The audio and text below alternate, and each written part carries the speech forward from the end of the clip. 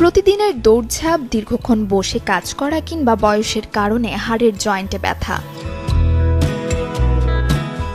চলতি জীবনে এসব যেন এখন সাধারণ সমস্যা হয়ে দাঁড়িয়েছে।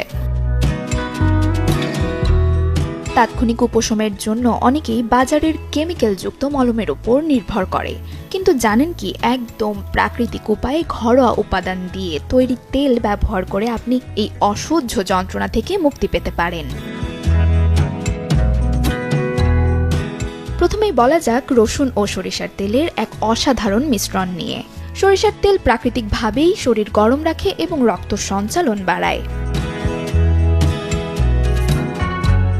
একটি পাত্রে কিছুটা সরিষার তেল নিয়ে তাতে কয়েক কোয়া রসুন থেতলে দিয়ে দিন।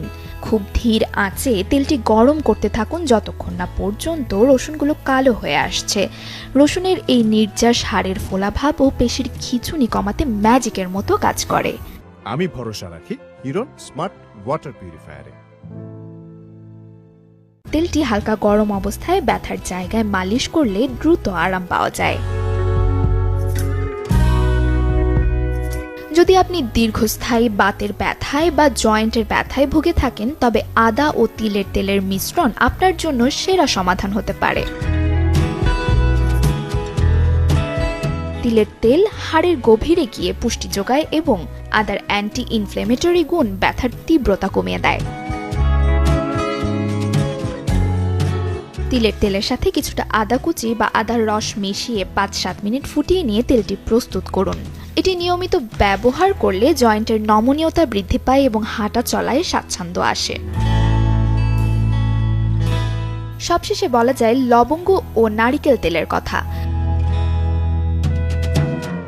হঠাৎ কামড়ানো ব্যথা বা তীব্র যন্ত্রণার জন্য লবঙ্গ অতুলনীয়, কারণ এতে থাকা ইউজেনল নামক উপাদানটি প্রাকৃতিক পেইন কিলার হিসেবে কাজ করে।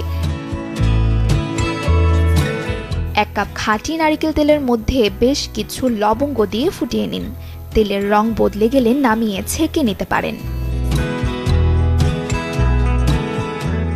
এটি শুধু ব্যথাই কমায় না, বরং শরীরের ক্লান্তি দূর করে গভীর ঘুমে সাহায্য করে। তবে মনে রাখা জরুরি, এই তেলগুলো ব্যবহারের আগে হালকা গরম করে নিলে ভালো ফলাফল পাওয়া যায়। মালিশ করার সময় খুব বেশি চাপ না দিয়ে হালকা হাতে সার্কুলার মোশনে মাসাজ করুন। যদি আপনার চামড়ায় কোনো অ্যালার্জি থাকে, তবে আগে ছোট একটি অংশে পরীক্ষা করে নেওয়া ভালো।